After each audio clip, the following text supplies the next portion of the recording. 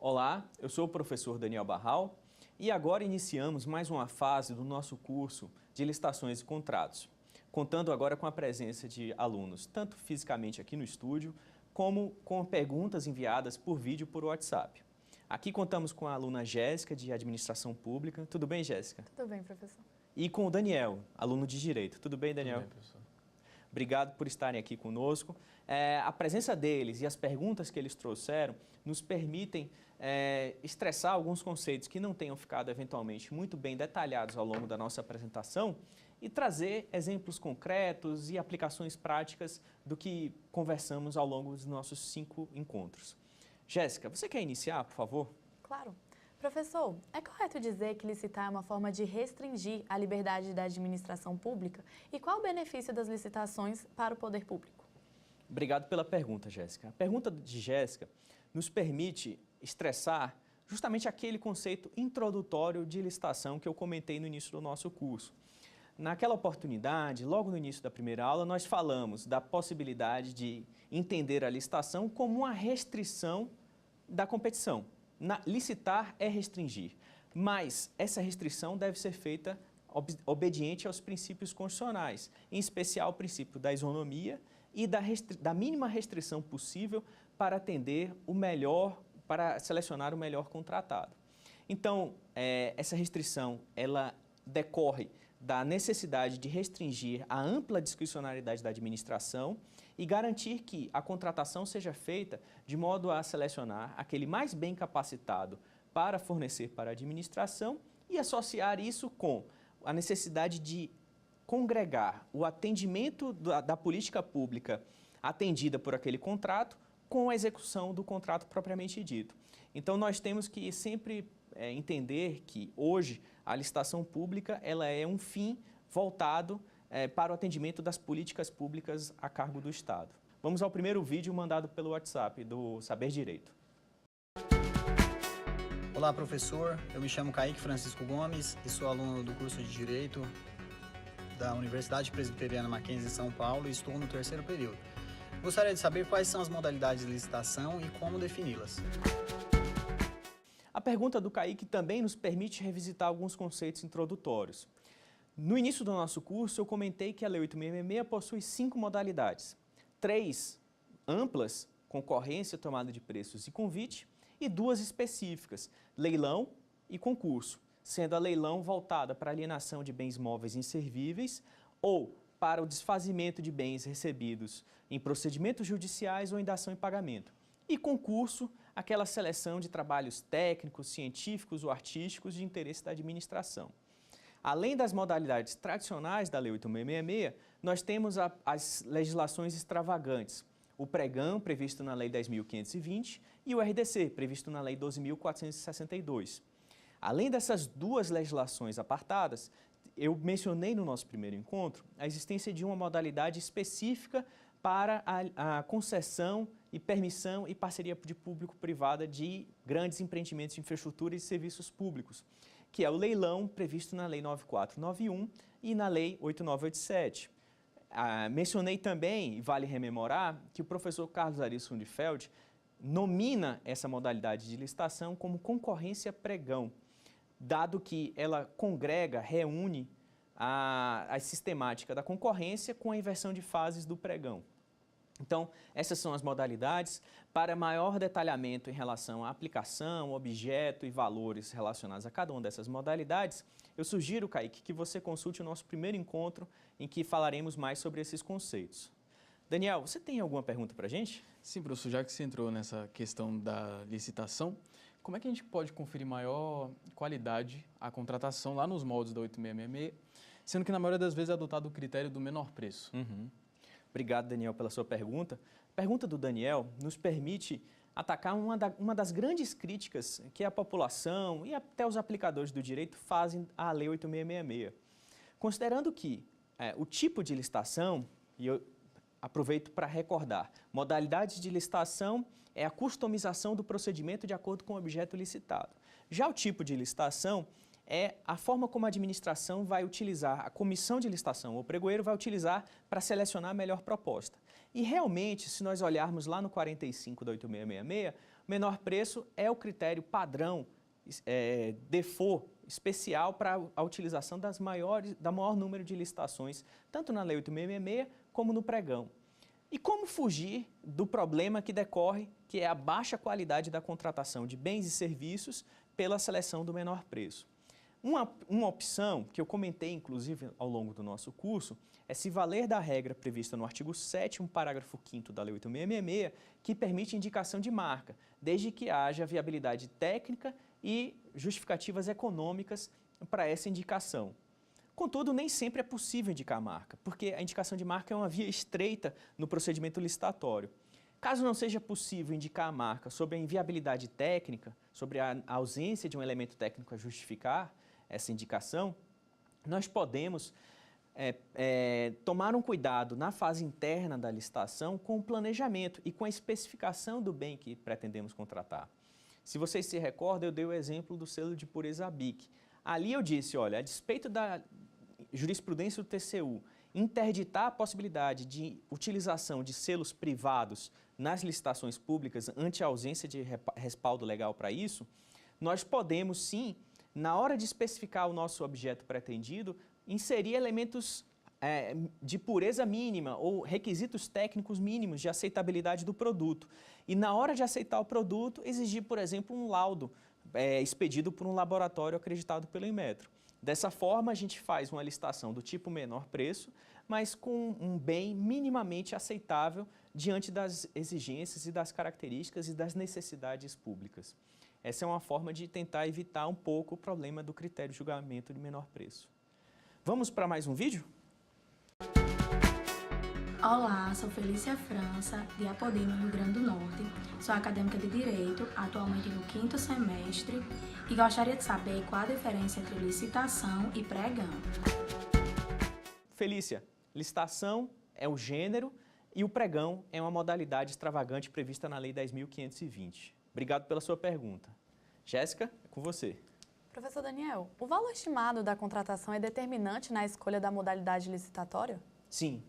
Essa é uma técnica que foi utilizada na edição da Lei 8666, em que, naquelas modalidades comuns que eu mencionei, concorrência, tomada de preços e convite, nós tivemos um escalonamento, a famosa escadinha de utilização dos objetos.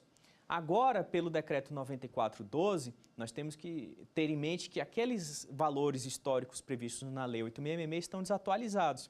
Então, aproveitando sua pergunta, vamos aos valores atuais.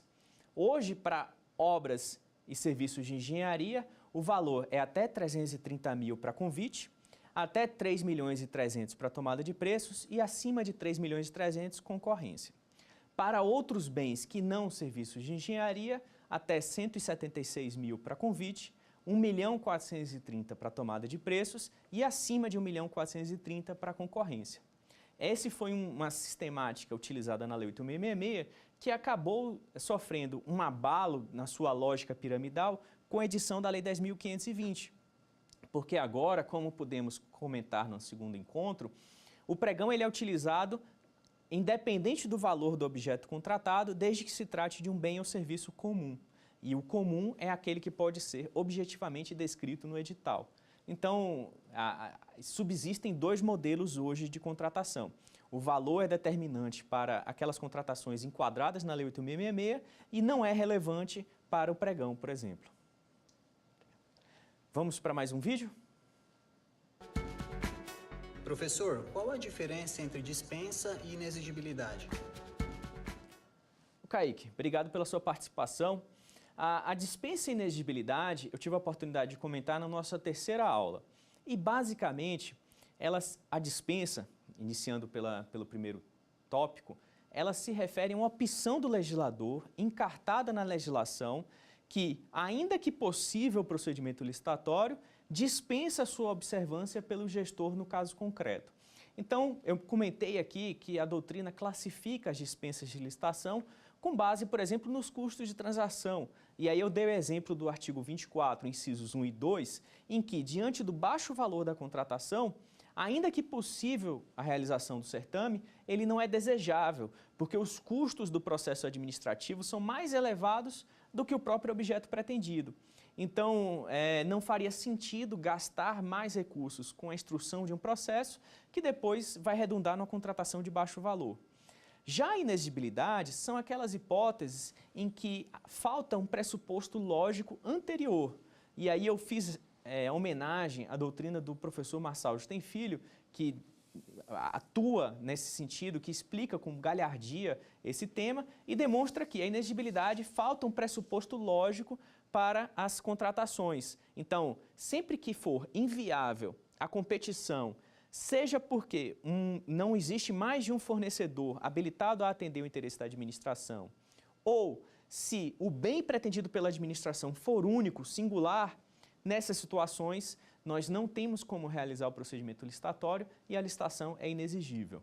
Então essas são as diferenciações básicas, essenciais dessas duas figuras que você comentou. Daniel, faz uma pergunta para a gente, por favor. Sim, professor, já que você falou da questão da dispensa, o que muda no processo licitatório quando há essa dispensa de licitação? Obrigado pela sua pergunta, Daniel. O Daniel procura aqui justamente os conhecimentos associados ao artigo 26 da Lei 8.666. Ali há um reclame de uma instrução específica para os procedimentos associados à dispensa de licitação e à inexigibilidade de contratação. Basicamente, esse artigo 26, ele reclama a indicação da situação emergencial ou associada à dispensa pretendida, a justificativa do preço, razão de escolha do fornecedor e demais instruções associadas a um processo administrativo comum. Isso porque, ainda que o processo de dispensa de licitação seja mais atalhado, ele não dispensa a observância do contido no artigo 7º da Lei 8.666. Se vocês forem lá no artigo 7º da 8.666, no final dos parágrafos constam uma informação dizendo que as regras ali contidas no artigo 7º devem ser observadas tanto quanto possível nos processos de dispensa e inexigibilidade. E agora faremos um breve intervalo e retornaremos em seguida. Aguarde.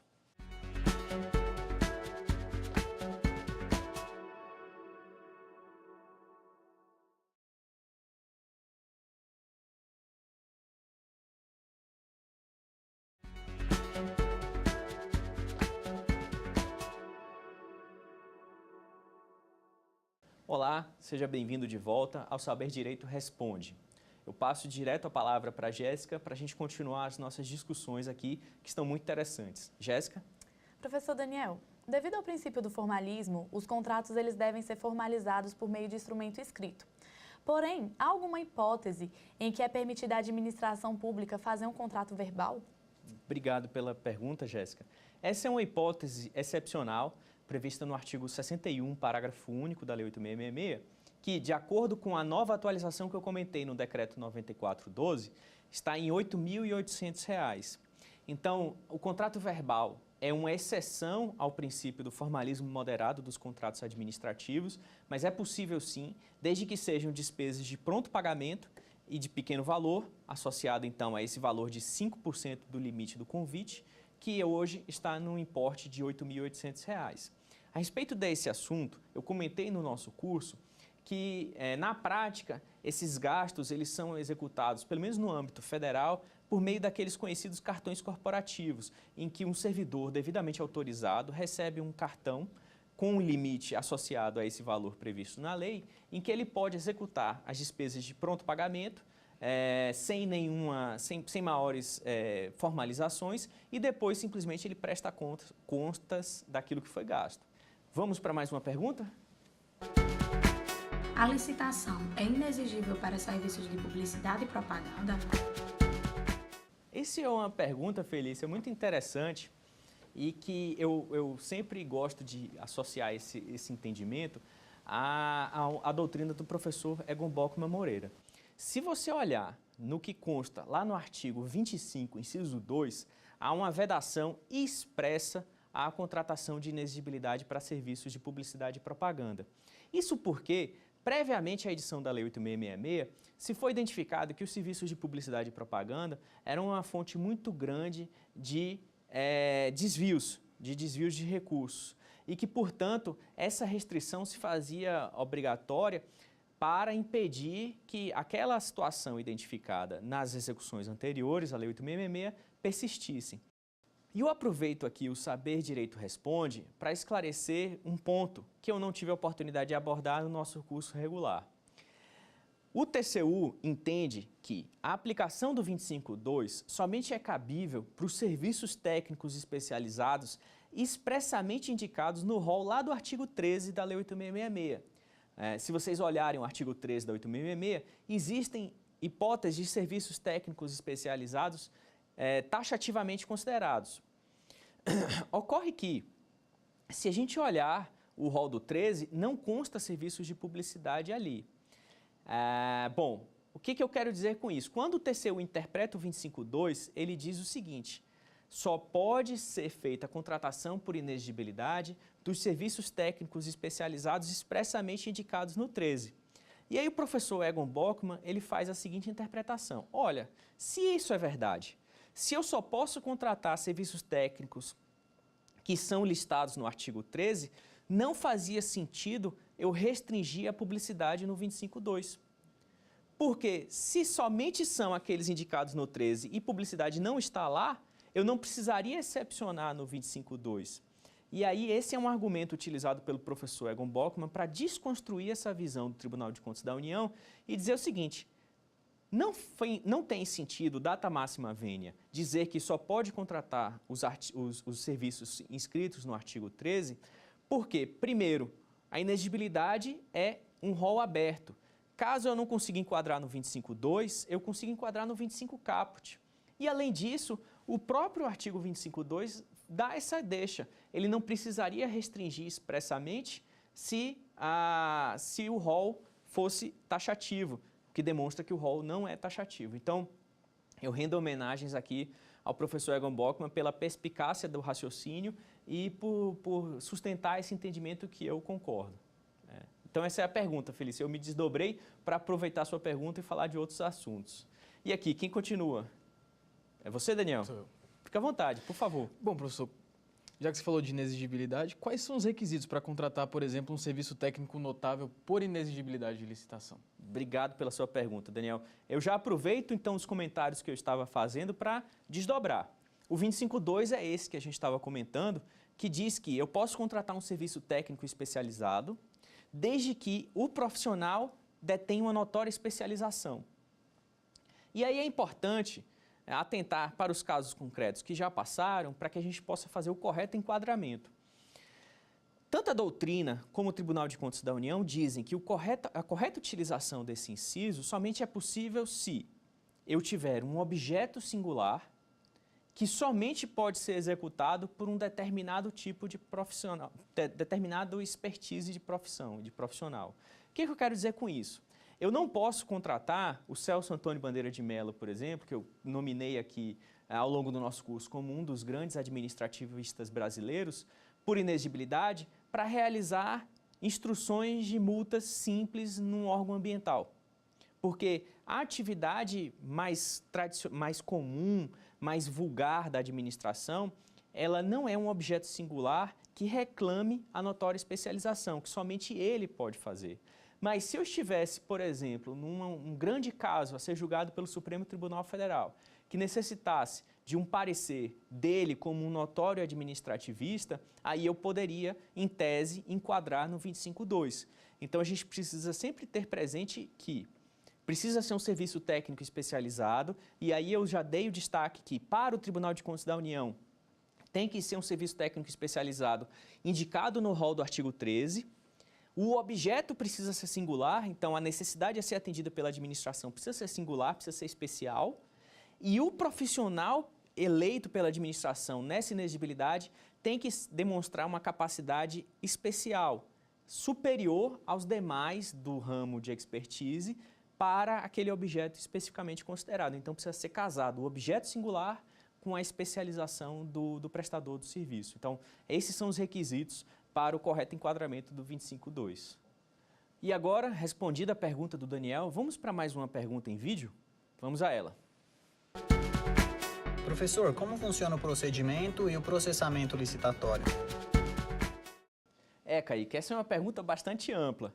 Eu confesso que para responder ela de maneira integral, eu precisaria revisitar alguns conceitos que eu abordei ao longo das nossas duas primeiras aulas. Mas tentando aqui resumir basicamente o que eu falei nos 2 primeiros encontros, eu diria que o processo administrativo se inaugura com um pedido requisitório, que é feito pelo setor requisitante. Depois isso é submetido à área de logística ou à repartição responsável pela consolidação dessas informações, em que é produzido ou um termo de referência ou um projeto básico. E daí segue-se para a fase de orçamentação e depois a aprovação de todo esse caderno técnico. Esses passos estão previstos lá no artigo 7º da Lei 8.666 e depois dessa devida instrução processual é elaborado edital e contrato e depois lançado isso a certame público. Aí eu falei também sobre a fase de julgamento e eu aproveito aqui para relembrar rapidamente. Nas modalidades tradicionais, os licitantes apresentam 2 envelopes, um contendo a parte de habilitação e outra a parte dos preços, das propostas técnicas e de preço. Se nós estivermos no tipo de licitação, melhor técnica e preço. Aí a comissão de licitação vai receber esses envelopes em sessão pública, abrir o envelope associado à documentação técnica e habilitar ou inabilitar os licitantes. No momento em que ele fizer isso, ele devolve fechada os envelopes das propostas técnicas com as propostas econômicas e faz uma nova sessão de avaliação das propostas financeiras e técnicas. Nesse sentido, ele classifica as melhores propostas e submete à autoridade superior para homologação e adjudicação. Com um detalhe, se estivermos falando de pregão, há uma inversão na fase, primeiro se julga a proposta de preço e depois se faz a habilitação do classificado provisoriamente em primeiro lugar e o pregoeiro adjudica e a autoridade superior somente homologa. São essas as 2 inversões no procedimento. Essa é, em essência, em rápidas palavras, o procedimento licitatório, que eu imagino que era o que você queria saber na sua pergunta. E agora vamos continuar aqui no estúdio com mais uma pergunta da Jéssica. Jéssica, por favor. Professor, contrato de direito privado firmado em igualdade de condições pela administração pública com particular pode ser anulado unilateralmente? Essa é uma pergunta bem interessante, Jéssica, porque ela aborda conceitos associados às cláusulas exorbitantes, que estão previstas lá no rol do artigo 58, e a sua adequação das cláusulas exorbitantes aos contratos semipúblicos ou contratos da administração. Isso porque no nosso primeiro curso, na nossa primeira aula sobre contratos administrativos, eu mencionei que a doutrina classifica os contratos administrativos gênero em contratos administrativos propriamente ditos, em que há necessidade de observância das cláusulas exorbitantes da administração, e os contratos da administração, ou contratos semipúblicos, em que a administração está despida dos seus poderes exorbitantes. Mas aqui, abordando especificamente a sua pergunta, eu diria que sim, ainda nesse caso, é possível a rescisão unilateral de um contrato em que a administração figure como locatária, por exemplo, que é um exemplo do que você perguntou. Por que isso?